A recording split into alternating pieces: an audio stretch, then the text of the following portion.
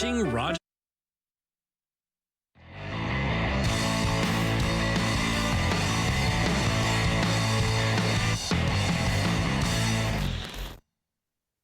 You'll just do the show. I think about 10 seconds here. Yeah. All right. Well, ladies and gentlemen, welcome to Attack Wrap. It's a little bit of a different looking Attack Wrap today. Neither one of us in studio, but thank you for joining us from your homes on your TV. Thanks for watching today. I'm Nick Kennedy, joined today by Owen Sound Attack General Manager Dale Degray. Dale, thanks so much for joining us on the show. Nick, thanks for having me again. Yeah. Yeah, absolutely. You had obviously an eventful weekend, I suppose, with a town hall. I'm curious, do you know of many general managers? That's brave work. That's brave work. Do you know many general managers of other junior teams that do that? Like, would you get that in a big market like London or Kitchener, or is this an advantage of being a small market team? I gotta be honest with you. I don't know. I really don't know. But when it was presented to me, of course, you know me well enough by now that if like I've always said, I've always been an open book, whether it's the agents or parents, and I think the public, I think they enjoy coming in and being able to ask questions and I'm not afraid to answer whatever the questions are. And I'm not afraid. I say it all the time. Everybody knows where I stand. So kick me in the butt or pat me in the back. It doesn't matter to me. I will give you an answer and I'll do everything I can to make the team the best that it can be. Plain and simple. As far as town halls have gone in the past, was that comparable to most, or was there a little extra passion, or looking for more from the fans? Well, listen, first off, I thought it was, I always try to count the rows, how many people are in the rows. And I think there was probably just over 100 people there, which was the biggest we've ever had. And I felt like, for obvious reasons that there would be the biggest attendance, but I think that's awesome. And I talk about it all the time, we have a passionate group of supporters and they have questions and they want to know. And sometimes it's not, what you read or see or think, it's not always the way or the reason things happen. And, this was one of those times where I think people needed to have an idea of what went on. And of course, I'm talking about in regarding to Carter George and that situation. Because, as one of the questions was, we've done this, a couple of years but this year was a little bit different and we were kind of forced into a corner and had to make something out of what we really, truly didn't really want to do. For sure. For sure. I mean, a talent like Carter, obviously, no general manager wants to move on from him, and I don't think anybody ever assumed that was the plan behind the year. So I'd like to touch on that in a moment. I'd love to just kind of hear your thoughts. I know the Michael Deck trade was a polarizing trade. I think it made a lot of sense at the time. I understand where you guys are coming from. I mean, there's our little guys are getting knocked around. There's all this skill that's being kind of almost tabled because they just aren't getting the space or the ice to be able to show off those skills. I mean, you have a kid like Pierce that's just got such a high hockey IQ, and it's difficult for him to be able to sort of flex that muscle when there's no muscle sort of backing him up and protecting him. So I totally get that. You had addressed this at the town hall. Maybe you could walk us through a little bit of like your guys's decision making going into the trade, and maybe just some of what have you seen since that trade, and kind of where you guys are at with that now. Yeah, so I mean, you really did sum it up. I mean, that's exactly how and why, or why and how that went down. And I think I mean, even fans could see watching the game how much abuse some of our smaller skilled players were getting, and we needed a little bit of size injected into the lineup to help those guys. And, especially bringing with that trade, especially bringing in Wesley Royston, he brings a ton of energy, right? And he's a physical guy, and he can skate, and he's going to be an NHL draft pick because of that. Where the skill level between Michael Deck and Wes is probably maybe what a lot of people notice, because Michael Deck's an incredibly smart player, with an incredible ability to make plays and move pucks and see things that even a lot of hockey fans don't see at the time that he makes those plays, and you're mesmerized by, boy, like, how did he see that? How did he do that? But he has an uncanny ability to make those plays. And but I felt that we had enough of that in our lineup. And I think, honestly, when you look at it, do we miss Michael Deck? Yeah, would I like to have both him and Wes in the lineup? I really would, but it just couldn't happen, right? It just was not. That was the price that I had to pay, and um, so yeah, so we'll just move on. But I mean, we still score at a real good clip.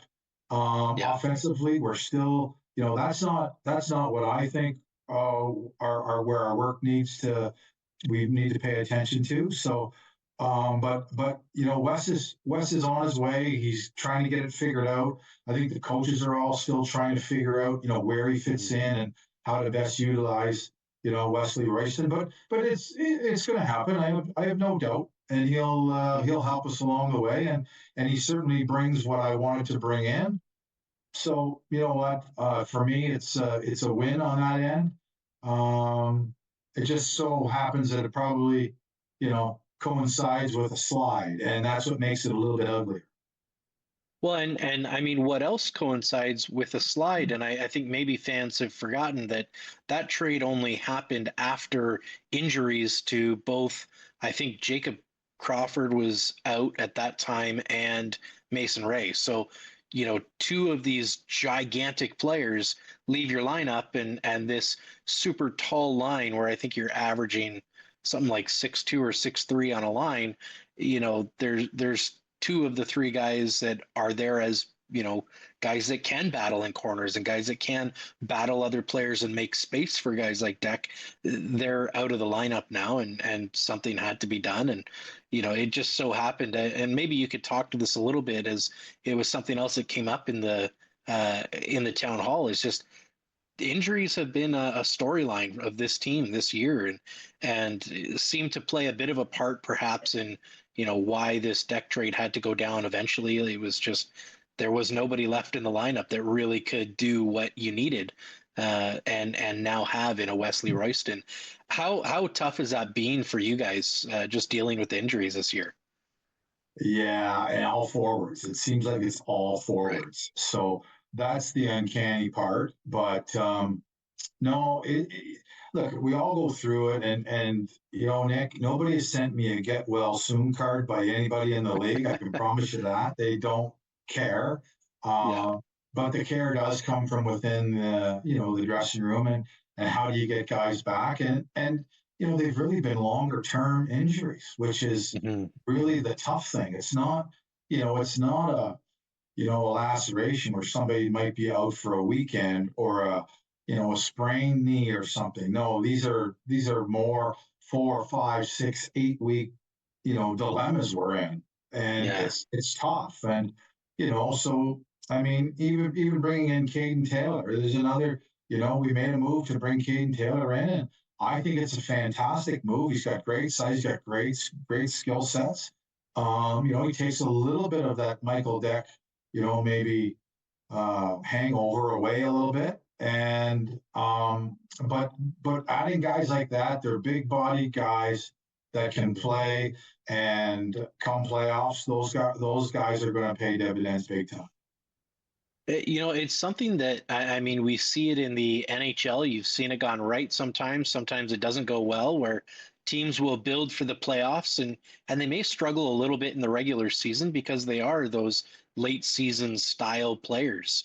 Maybe you could talk a little bit to that. It seems like the Attack, once we're fully healthy, saying that very hopefully, would be a very difficult team to have to face, especially in the Bayshore, where I don't think a team is going to leave here without a few bruises. Well, I mean, that's the whole makeup of us, right? And but the makeup is, with all 20, 22, 23 guys healthy, and the coaches can select which guys go each night. So, Yeah. like you said, touch wood that we get bodies back and they continue to come back because, like I said, it doesn't matter what team you are. You need your rostered players to play rostered spots, and if they're not and they're watching, then you are just a little bit weaker because of it.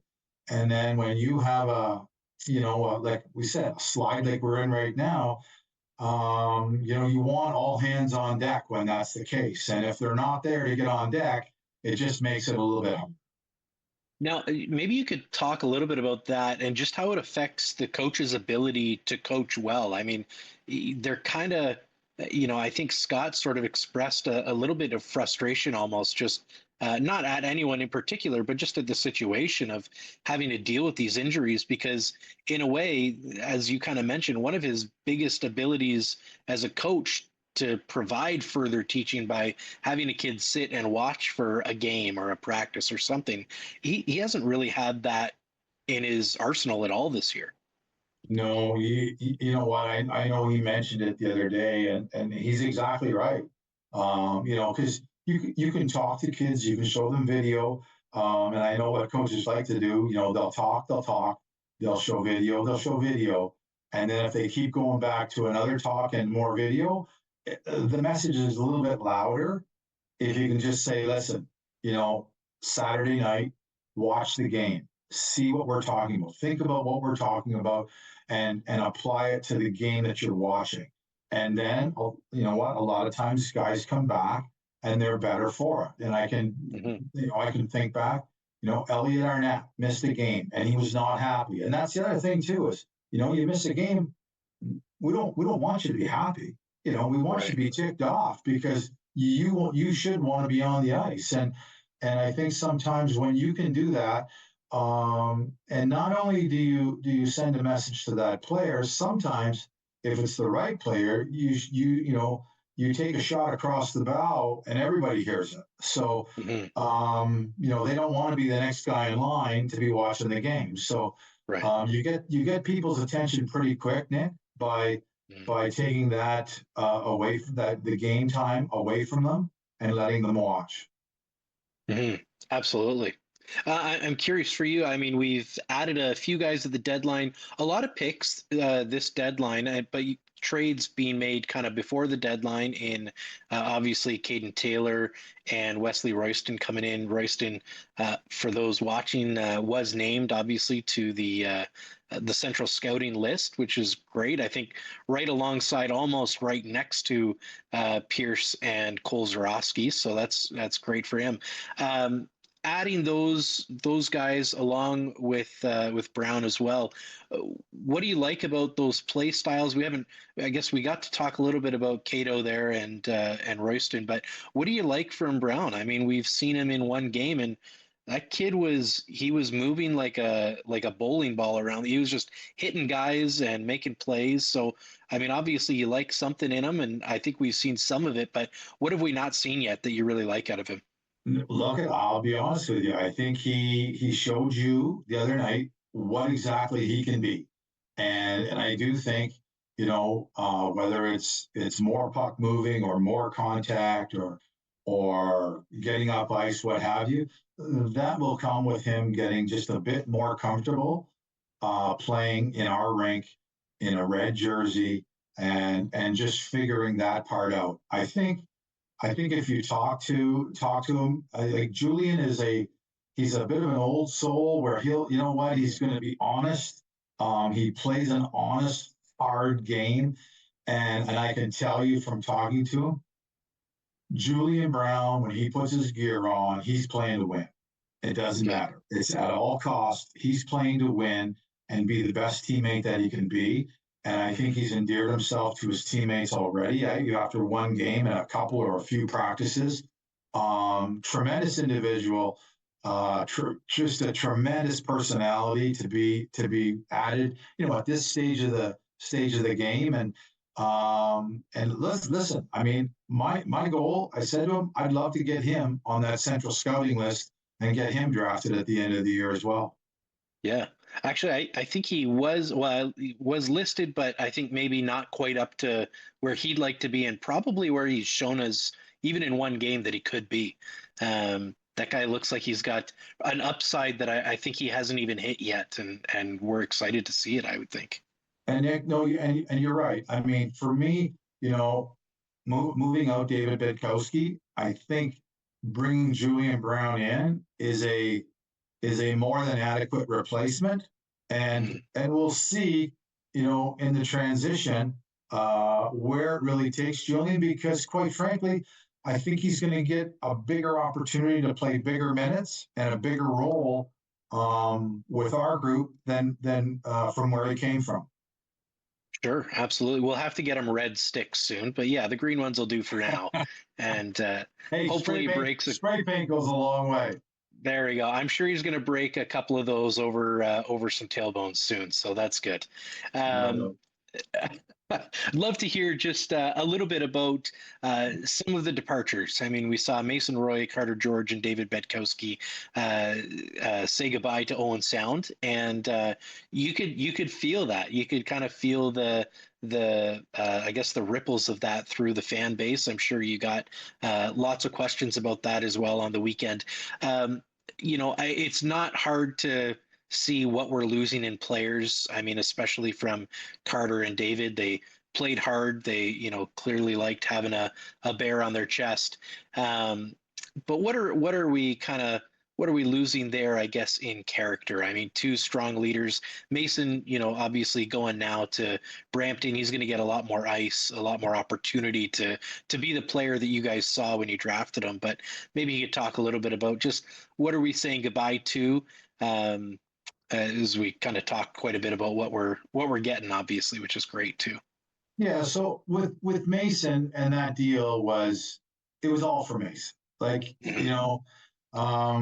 like I said, all of our injuries seemed to be on the front end, and the back end we were stuck. We had 8 defensemen, and nobody seemed to be, letting their guards down. So I think, and I've done this before, it's hard to satisfy every player's, want as far as ice time goes and situations go. So, this is his second eligible year anyways. He didn't sign last year. He went and played in Burlington in the Tier 2 junior. Which we were kind of hoping that he would have come up last year and signed with us, but here or there, we couldn't figure it out this year. And I think just with the deadline, it gets him moved to a situation. I'm going to be honest with you. I liken it a lot to Mitchell Young when Mitchell Young was with us, that we had to move to Sarnia, and he's turned into a very serviceable, very effective major junior player, and I would have to believe that he'll do the same thing when he goes to Brampton. So will we miss him? Yeah, but we still have depth back there to not worry too much about it. It gives him an opportunity. But you're right, with the other two, especially with Carter, Carter's been here from the get-go.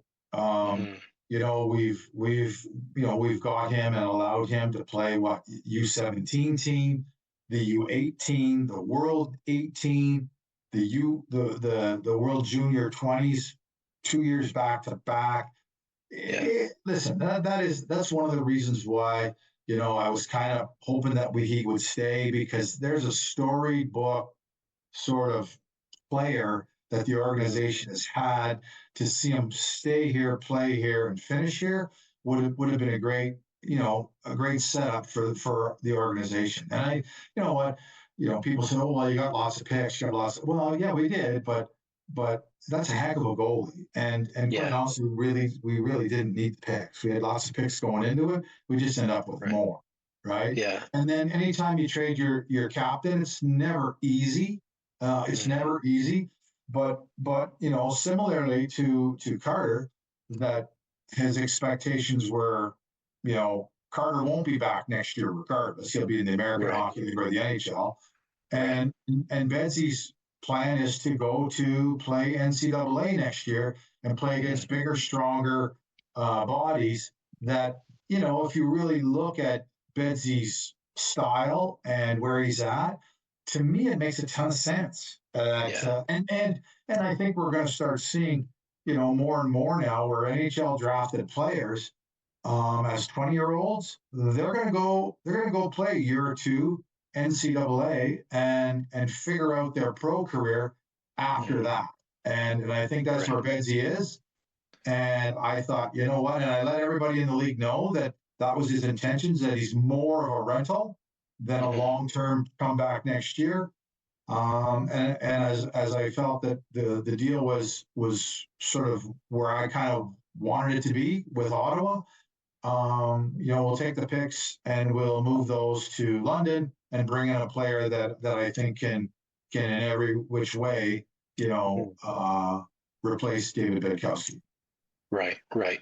Now, obviously, I mean, both in Carter, kind of a part of the leadership team, not able to wear an A on the jersey, which I'd still want to just throw one on there and see what happens, see what they're going to do. I don't know, but two guys on your leadership team, moving them away. What is that like for a team? How does a team kind of bounce back and obviously there's no rush to name a captain. You guys have, there's plenty of time, and kind of just want to see who's coming up and who's going to sort of take the reins of the team, or are you going more sort of leadership by committee? What would that look like for you guys? Yeah, I mean, I I'm a big believer in letting the cream rise and seeing who decides and who really wants to lead the team. Somebody or some guys are going to want to be that guy, and they will come forward. So yeah, I mean, as opposed to just having a name, having an idea, and just slapping it on somebody, um, look at, like, I know Betsy found it difficult at times being the captain. It's not Mhm. always easy, and so having the right person in mind, having the that person have the right direction to push the team and encourage the team, and um, Yeah. I think it's huge. So, but no, losing Carter and Betsy it's tough, but I can tell you there's lots of leadership.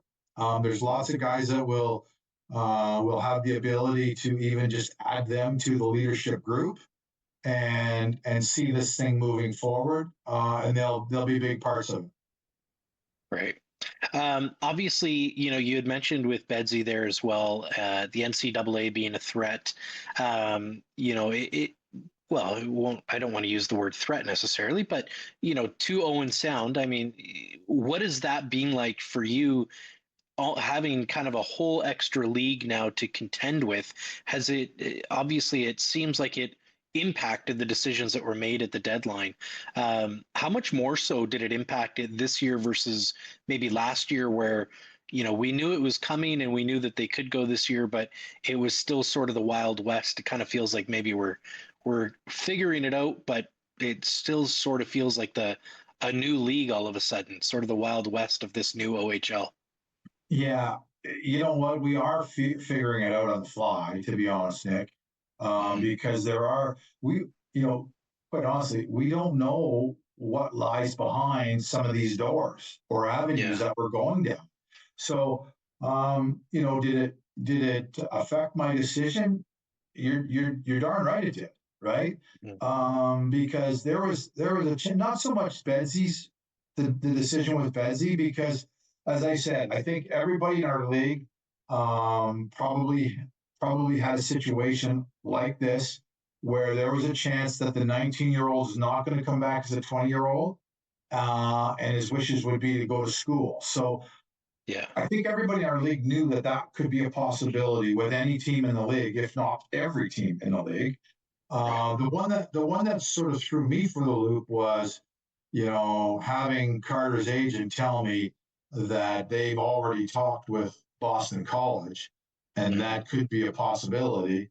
And as it turned out, I reached out to the league immediately, and they confirmed that that could be the case. I also know the coach at Boston College, so that was pretty easy for me to make a call to their coach, who's a teammate of mine for 2.5 years. So, and he confirmed that they had talks even right up through November. And his message to me was basically that, if it's not them, there's a good chance it's somebody else.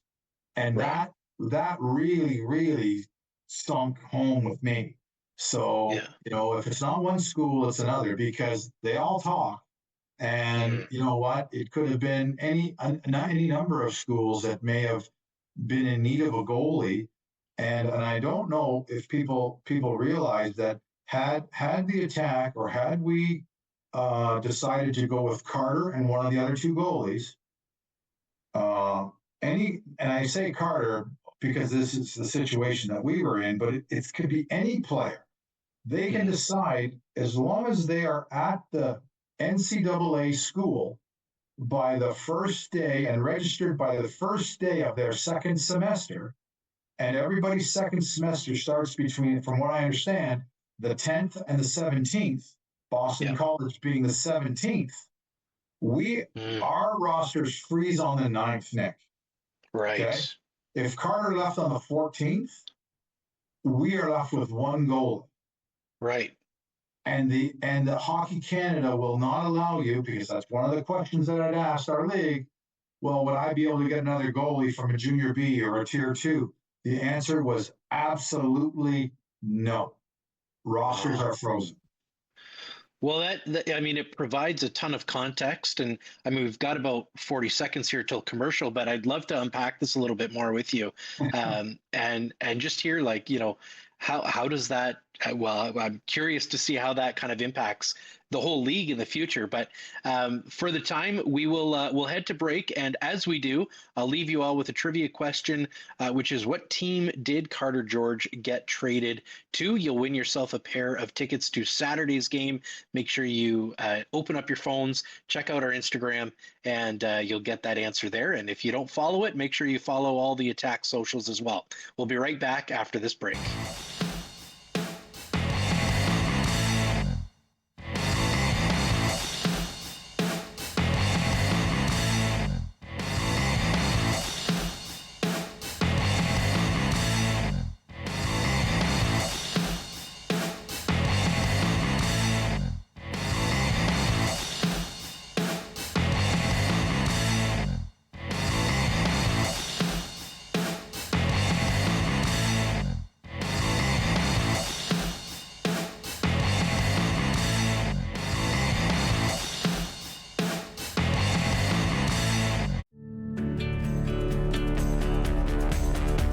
This program is brought to you by Rogers Xfinity, connecting you to more of what you love. Visit Rogers.com for more details. Are you a passionate content creator ready to expand your audience reach? Do you have unique stories, captivating hobbies, or special interests that deserve a spotlight? Rogers TV is here to amplify your voice within the community. We offer you the platform to broadcast your content to a wider audience. And the best part, it's completely free. Don't miss this opportunity to share your vision and engage with viewers. Find out how Rogers TV can transform your content journey today. Hello, your cell phone. How can I help? Adults I need somebody, not just anybody.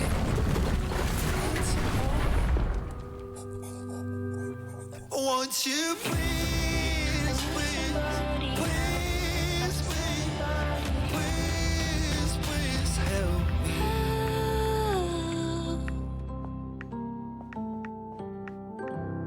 You're watching an interesting local show on Rogers TV and you want to know more. That's when you head to rogerstv.com. Our website provides more information about our programs, our hosts, our schedule, and about how you too can get involved with Rogers TV. Visit us online at rogerstv.com.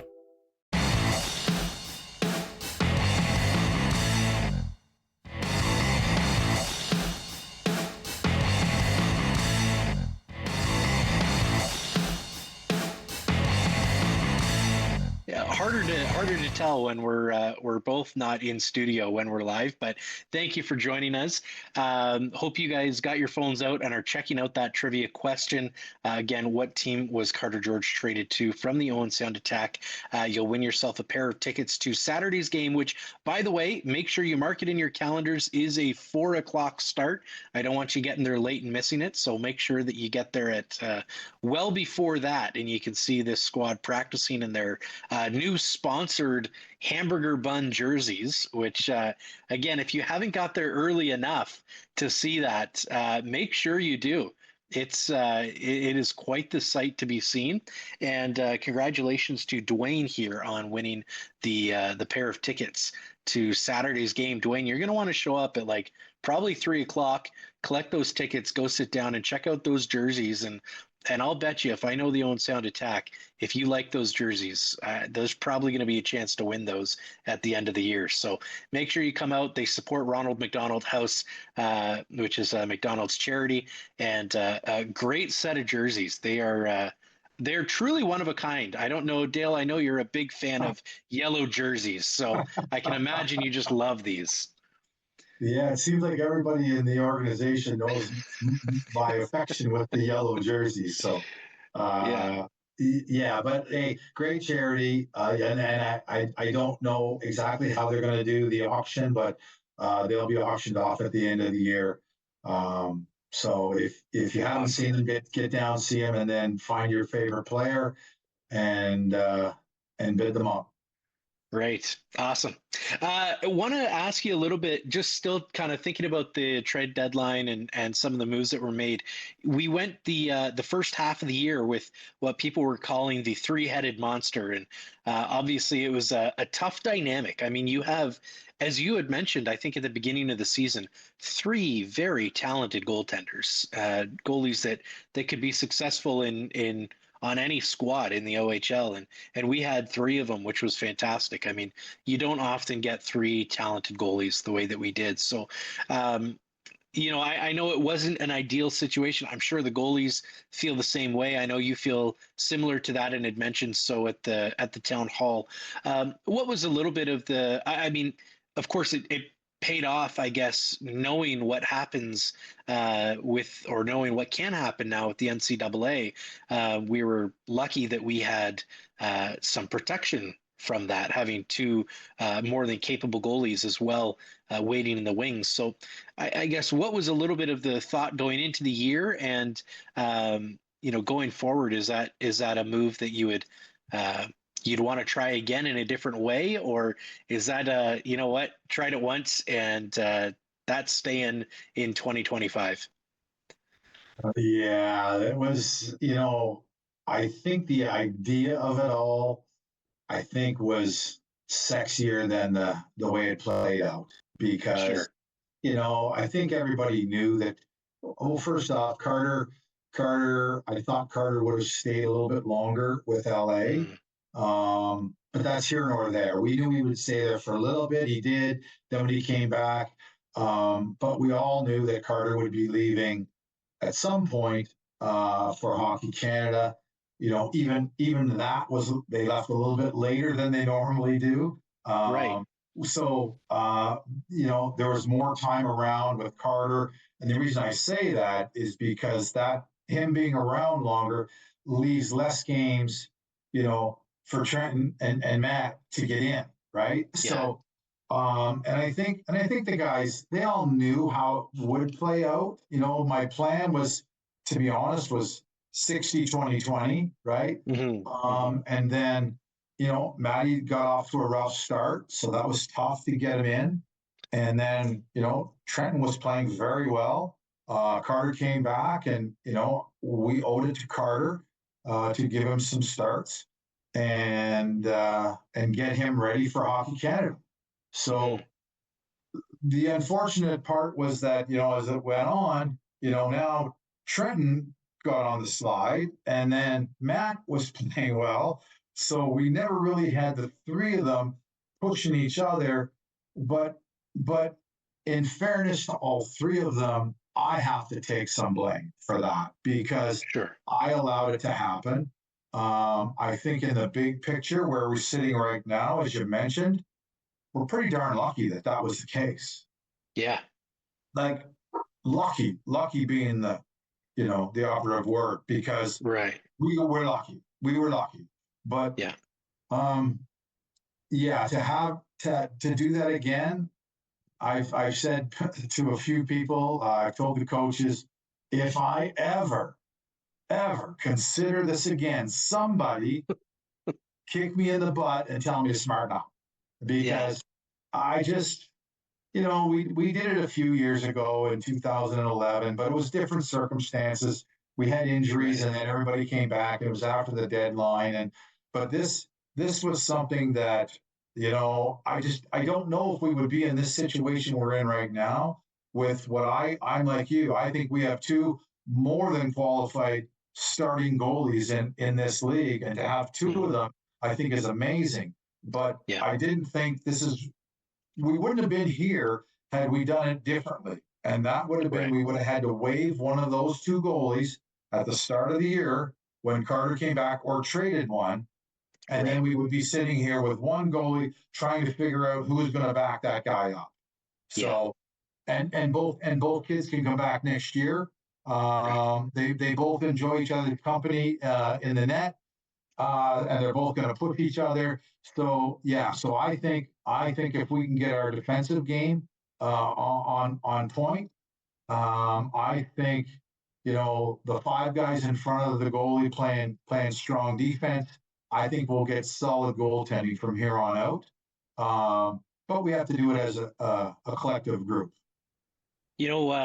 Obviously, I'm not a journalist, but a pastor by trade, and it reminds me of the old proverb, the 27th proverb. It says, "Iron sharpens iron, so one man sharpens another." Yeah. And I like the way these guys work off each other, because the harder one works, it forces the other to work harder. And I think you see the same thing even in our practices. I mean, even when guys are just working on skills at the end of a practice and shooters are shooting, I mean, they can practice going bar down, but they can only get so good until they ask a goalie to come and stand in the net. And, it makes that goalie better because they're taking shots from a good shooter. The shooter now, you can't practice deception when you're shooting on a post.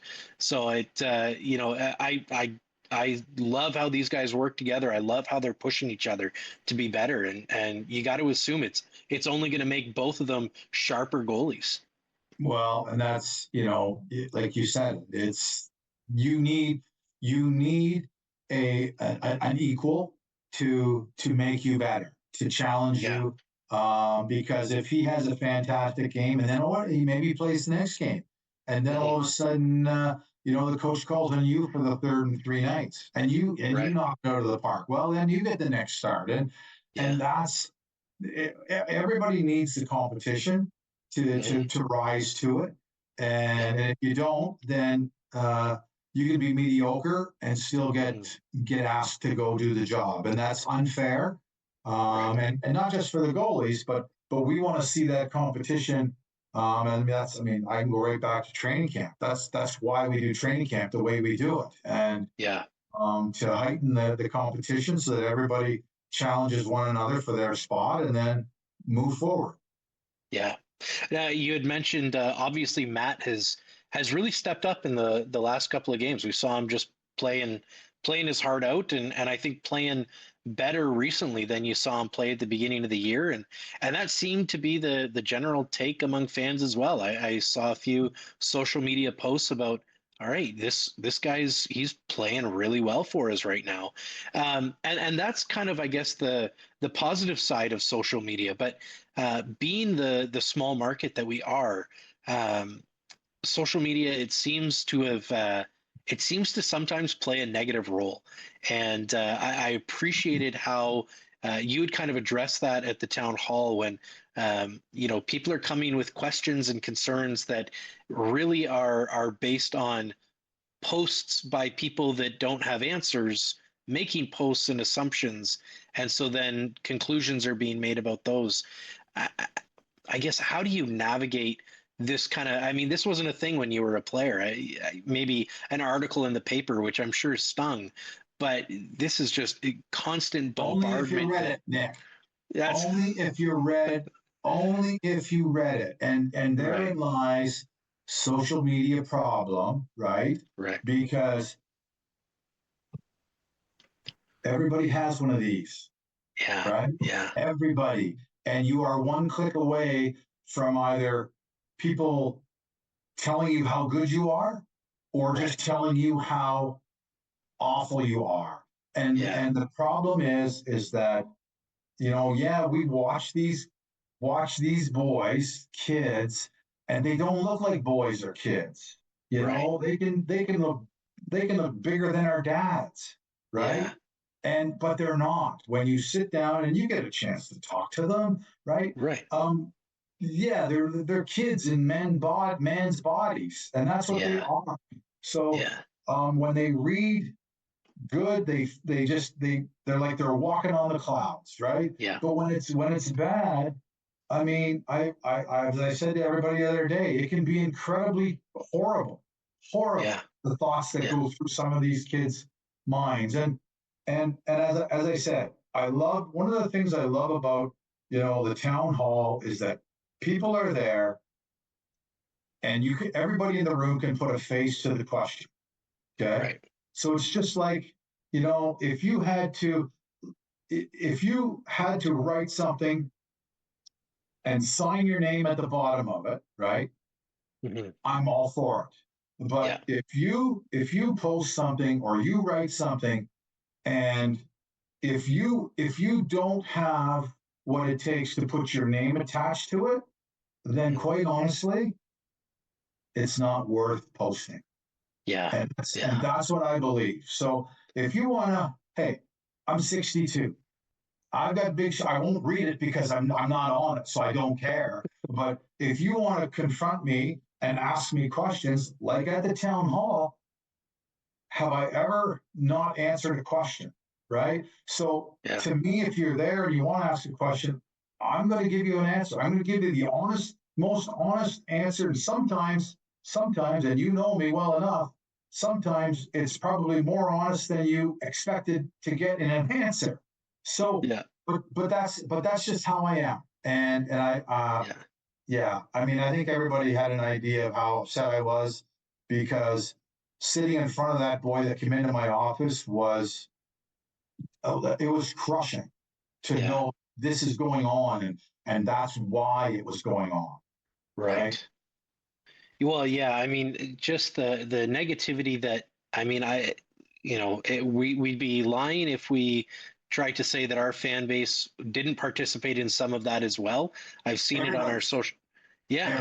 And that's the thing. It is a rampant hockey thing. Well, not just hockey either. It's in all sports, but especially, I think, recently the trade rumors that are getting posted. I mean, yeah, you just saw the negative side of that. I think this year, maybe I felt it more just knowing some of the guys a little bit better. Yeah.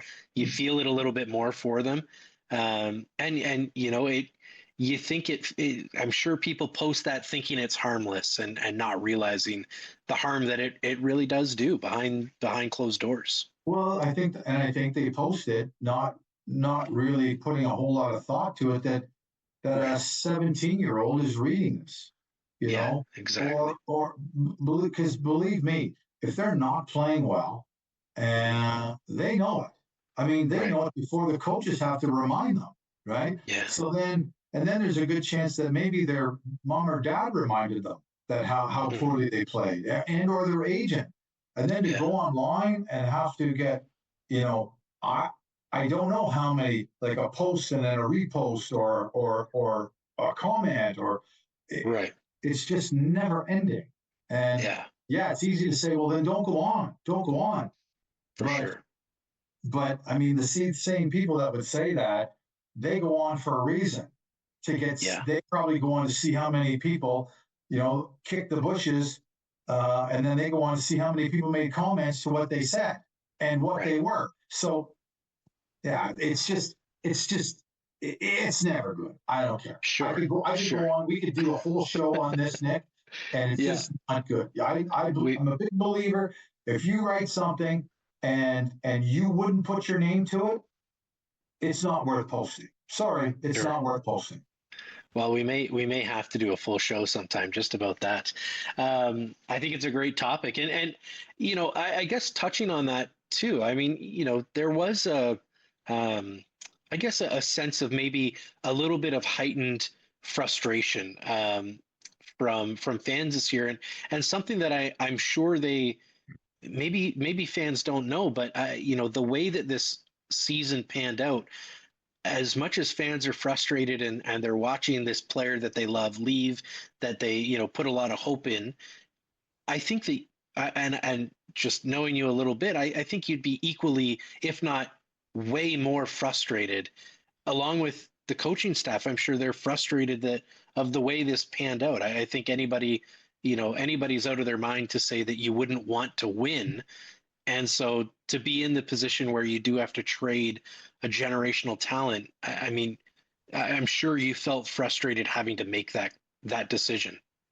Well, I can tell, I don't make a lot of trades. Like, I really don't. I generally, I think every boy in that room would tell you at the start of the year, I told them I love the group. I love the group. And, do I think we got off to a ridiculously hot start that was way premature to where we were really at? For sure. So, like, I think I've always tried to do a good job of identifying some holes in our roster, in our lineup, and then going and filling those holes. That's to me, once the season starts, that's all I like to do. Like we're allowed to use 30 cards in a season, and I don't want to get into all of that, but we use 26. We use 26 of the 30. And that's generally, I think maybe I used 28 a couple of years. I've never, ever used 30, like never. And there's some guys that will use 30 all the time.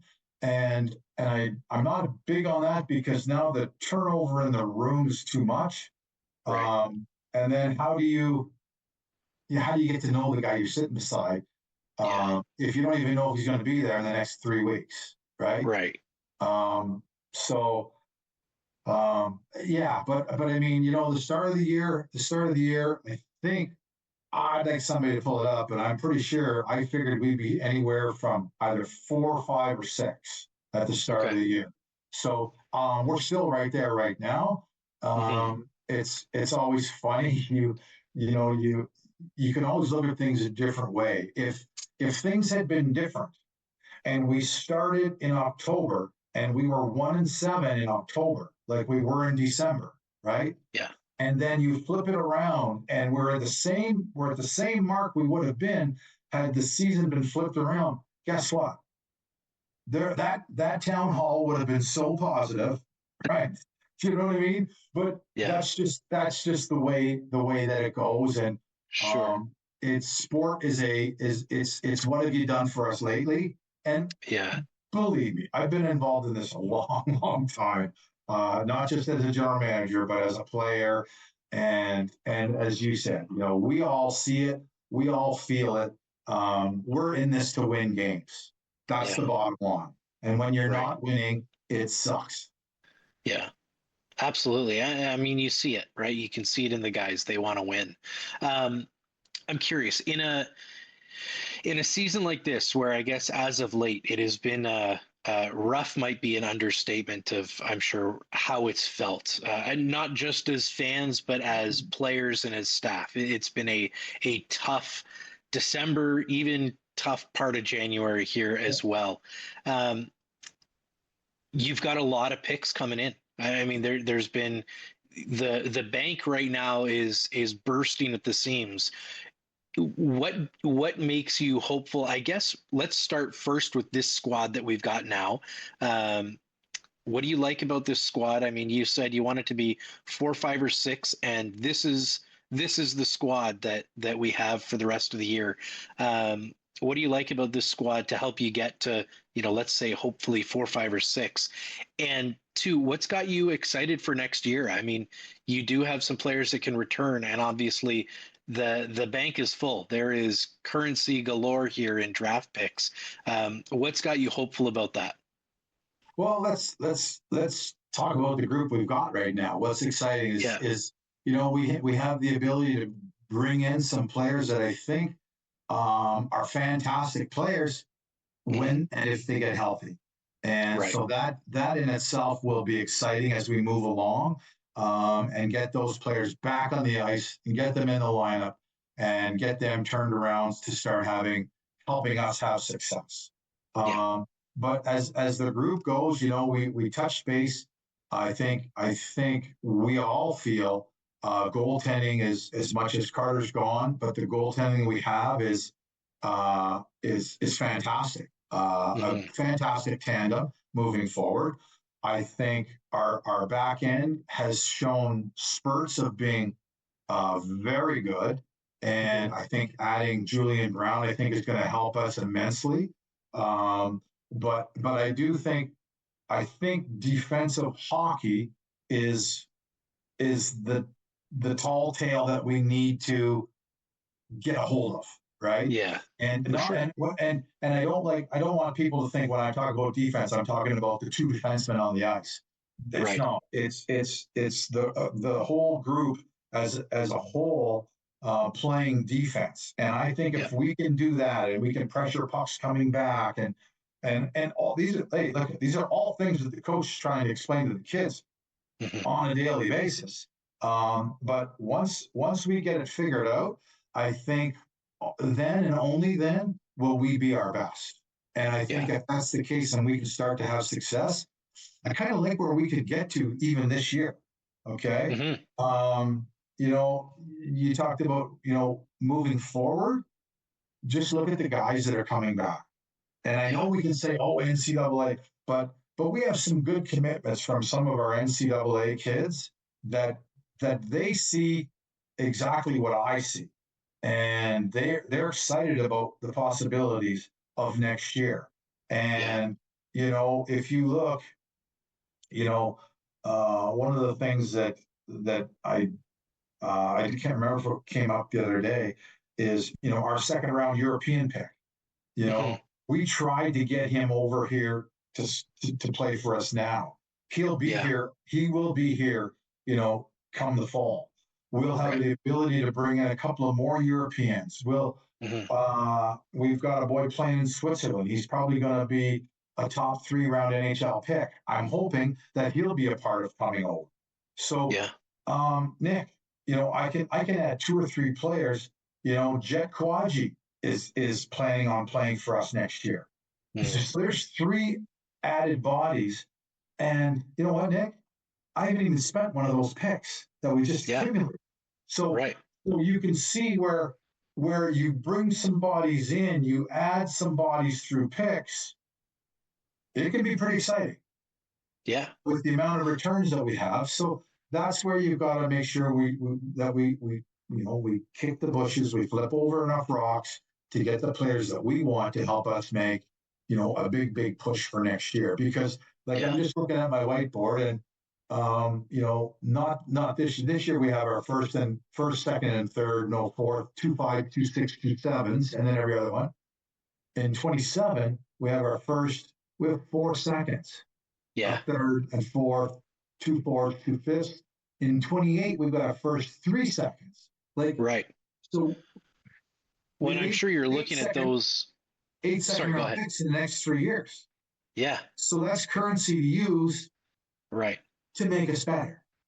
Well, and we saw the caliber of player that was being traded this deadline for, even just a couple of second round picks. And here we are sitting on 8 of them. And for next season, 4 of them will be the following season, the most valuable picks. So, I'm saying this, and that's only if we feel we need to. Right. With our finish. Do you know what I mean? Because we do have a pile of guys coming back to vie for their spots or push to take somebody else's spots next year. Because that's what training camp, as I said, that's what training camp's about. Right. And I think too, something that, and we don't have a ton of time, but I think that something maybe fans aren't totally aware of is that, and you could probably speak to this briefly, is that NCAA teams are going to overcommit. Like they're going to commit more kids than they can actually take on their, let's say they have a 25-man roster. They're going to commit 40 kids because they want the best roster. And those kids are, it's tough to say that maybe a 5'7", 5'8" skilled forward is going to crack an NCAA roster in their first year. It's unlikely. And, I think that's reason to hope as well for players coming back. Yeah, I mean, you know what? I'll be honest with you. I can't worry about what they're going to do because whatever they're going to do, it may or may not even affect us. Because, as you mentioned, there's schools that have, 7, 8, 9 recruits to come in next year. Well, they're not all coming in, right? Yeah. The problem is that we don't know what recruits are and which ones aren't. But all we can do is do our best to sell our program so that the kids that commit to school from our end want to come back and finish their span or their time with the Attack because they've enjoyed it here and they've been given opportunities. Mm-hmm. Absolutely. Well, I think that's, I hope that gives fans hope. I know I'm excited about it. We've got about a minute left here. What is something, I guess, for the final, 30, 40 games that these guys have left to play this year? If you had to tell them one big thing, I want to see more of this, what is it? You got about 30 seconds. What do you want to see more? I think I've already answered that, Nick, and that is we need to play better team defense. And I think if we can play better team defense and have total buy-in, I'd love to see where we could get to if that's the case, because we can score goals. I think our goaltenders are going to prevent goals, but I think it's just the team defense. I think that'll go a long, long way for us. Amen. I like that. I think that'll be great. These guys, they're a very capable team. So I'm looking forward to seeing what goes on here towards the end of the year. And thank you to everybody watching back home. Appreciate you guys. Don't forget, there are back-to-back games at the Bayshore this weekend, 4 p.m. on Saturday, 2 p.m. on Sunday. You'll be able to skate with the team afterwards. So kids, make sure you bring those skates. It's a great time. You can get signatures from all your favorite players. Go to the box office, grab your tickets. I think the London Knights are coming to town. So you're not going to want it. Those tickets are going to go fast. If you haven't bought some already, you got to go now. And we will see you next Tuesday for more Attack Wrap here on Rogers TV. Thanks.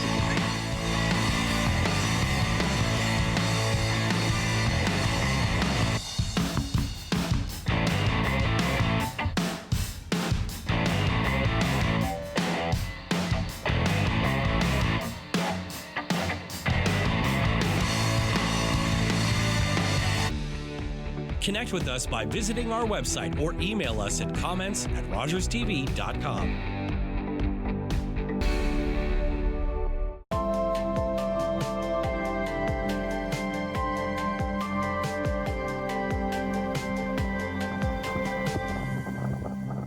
After a night out with your friends, not having a plan for a safe ride home can leave you in a bad spot.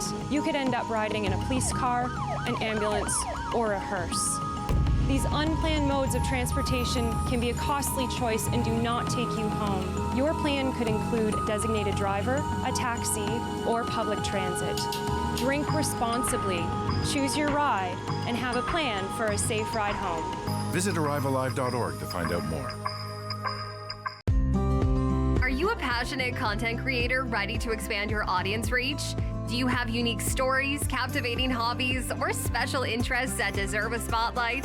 Rogers TV is here to amplify your voice within the community.